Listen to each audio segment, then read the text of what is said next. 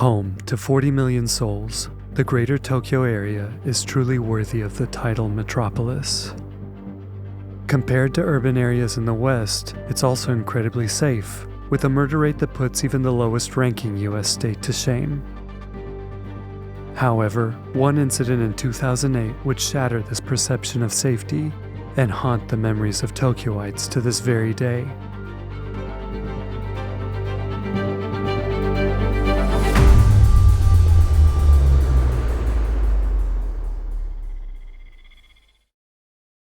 Going back as far as the 1930s, the Akihabara neighborhood of Tokyo has been known by the nickname Electric Town due to its many shops specializing in electronics.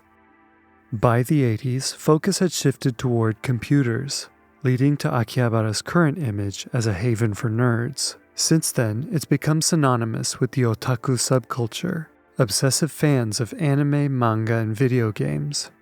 With arcades, theaters, comic book shops, and all manner of themed cafes, tailored to the specific tastes of otaku clientele. On Sundays, Akihabara is home to the so-called pedestrian paradise. Chuo Street, the main drag in Akihabara, is closed off to vehicular traffic, allowing pedestrians to walk down the middle of the wide avenue, where, in 2008, anime superfans could go watch performances or snap photos of cosplayers dressed as their favorite characters.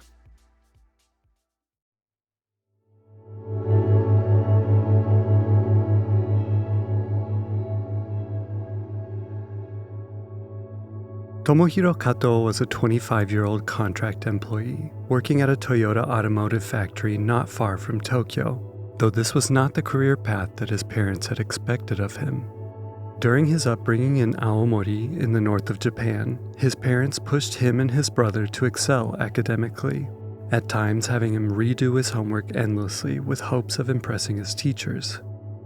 Kato excelled in his elementary and middle school classes, and even more so in sports, as a member of the track team and as the president of his school's tennis club, though his success dropped off after he was accepted into the prestigious Aomori High School, where his mother had graduated from. He was known for violent outbursts against both students and teachers, and there were even rumors that he brought knives to school on occasion. As his grades declined in high school, his parents turned their attention to his more promising younger brother. Kato and his younger brother described the punishments they received for poor grades, including being forced to eat scraps off of the floor and being made to stand outside in the bitterly cold northern Japanese winters. His parents pushed for him to attend Hokkaido University, but adding to the list of disappointments, he failed to pass the entry examination. Kato went through a string of jobs in short succession, always abruptly leaving with little or no notice, oftentimes due to problems with other coworkers, eventually finding himself in Shizuoka at the Toyota factory. In response to his perceived failure in life, he turned to online message boards on his mobile phone as an outlet for his frustrations. Message boards were a popular website format in Japan until the rise of smartphones. Usually quite simple and adapted to the old mobile web, they were mostly text-based, where users could anonymously reply to posts in threads on any number of topics. Kato, a self-described phone addict, would post continuously throughout the day, all through his waking hours and oftentimes late into the night. At an astounding average rate of one post every 4 minutes, his posts obsessively centered on a few main issues that he would go online to complain about. His anger at his parents for his strict upbringing and his failure to live up to their standards, his frustration at the menial jobs he had to take, which he felt were beneath his intelligence, his ever-increasing debt and overall poor financial situation, his loneliness and his lack of a girlfriend, or any friends in general, which he blamed on his looks, and his inability to be happy or accept the happiness of those around him, whom he deemed unworthy. On June 5, 2008, he headed to work as usual, all the while complaining about his latest problem, that his job would be cut by the end of the month. Shortly after arriving at the factory, he posted this. When I got to work, my coveralls were missing. What, are they trying to tell me to quit? Fine. I got the message. About to make my grand exit. I'm done with this place. His company claimed that his coveralls were just misplaced, but Kato snapped, making a scene, shouting at his coworkers, and promptly quit on the spot, as he had done at multiple jobs before. He went home and began drinking and incessantly posting. That same day, he received a message from his employer that his coveralls had actually been found, and he was even asked to come back since they needed workers on the production floor that day. But he had made his decision. He would never go to work again. Kato claimed that he was not only facing unemployment, but homelessness too, since his apartment was rented out to him through his agency. This would be the moment that would set him off on his mission to carry out a dark fantasy that he had occasionally hinted at up until that point. Based on his posts, he got very little or no sleep and set off around the time he would normally go to work. Instead of heading to work, he took a Shinkansen bullet train toward Japan's western coast. The start of this journey was not fortuitous, as his train was delayed by somebody apparently throwing themselves onto the tracks. When Kato's train passed the Nagara River, he made a post after seeing a couple embracing by the riverbank, saying, I wish the couple cuddling by the river would get swept away and die. His destination that day was a military supply shop in the city of Fukui. Seen here captured on CCTV, smiling and laughing with the store clerk, he remarked, The store clerk was a nice person.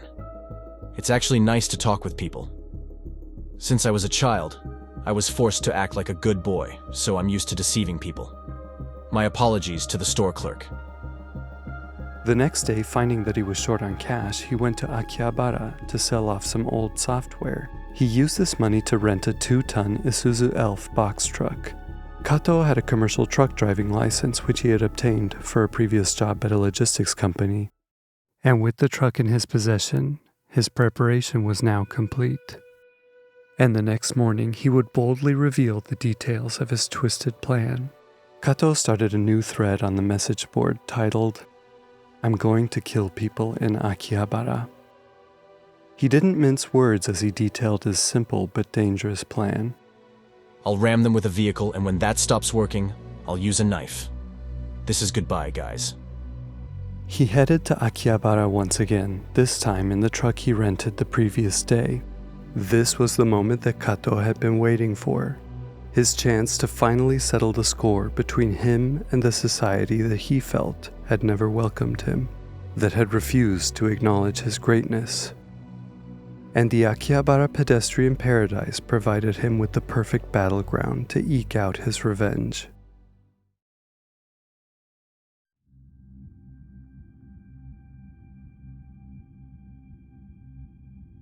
Kato drove up Kandamyojin Street toward the pedestrian paradise on Chuo Street. While Chuo Street had been closed off, Kandamyojin was still open to traffic, and pedestrians would stop at the crossing to allow cars to pass. When the light turned red, pedestrians began to cross. Kato sped up and barreled through the intersection, striking 5 people. Kato, now on the other side of the intersection, jumped out of the truck and brandished his knife. In the confusion of the seconds after the crash, he ran toward those who had gathered around the injured and dying and began to indiscriminately stab people. One 21-year-old girl had dialed emergency services but was cut down before she could speak to the person on the other end of the line. Shrieking as he ran along, he continued to stab people one by one. After a police officer who had been on the block caught up to him, he found himself cornered in an alley. The officer pulled out his firearm and pointed it at Kato, threatening to open fire if he didn't drop the knife. He dropped his weapon and was apprehended a mere 2 minutes after he started his attack. Ambulances flocked to the scene and attempted to help the wounded who were strewn along the busy city streets.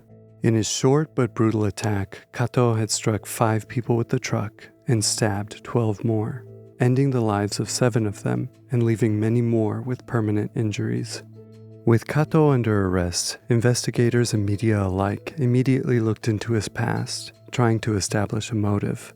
His numerous posts were quickly discovered, and the media claimed that he had posted so frequently that if it had been printed out on paper, it would have been a meter thick. He referred in one post to a knife attack that had happened earlier that year in the city of Tsuchiura.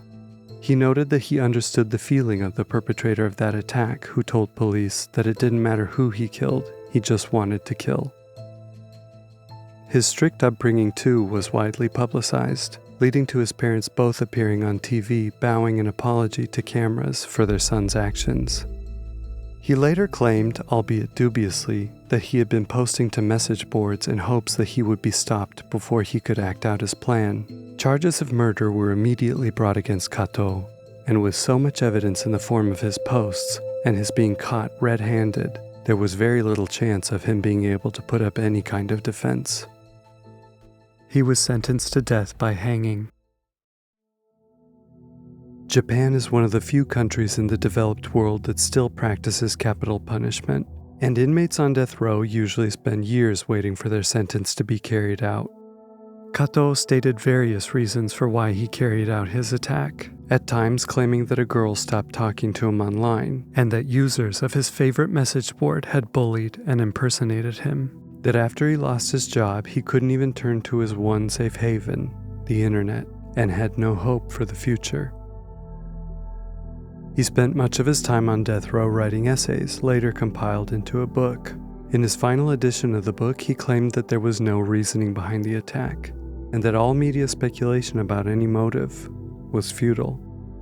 I think one post from before the attack gives us about as clear an explanation as any for his actions. My goal is to murder. My dream, to have talk shows covering what I'll have done. In 2022, 14 years after Kato got the attention he'd so desperately craved, he was hanged to death. The pedestrian paradise was suspended until 2011, until after a security review was completed. Cameras were installed, the numbers of police officers on site were increased, and traffic was diverted from the area. And amateur live performances, which had once been one of the main attractions to the pedestrian paradise, were banned with the intent to stop crowds from gathering. Knives with blades longer than 5.5 centimeters became classified as swords, and were subsequently made illegal to carry in public in Japan.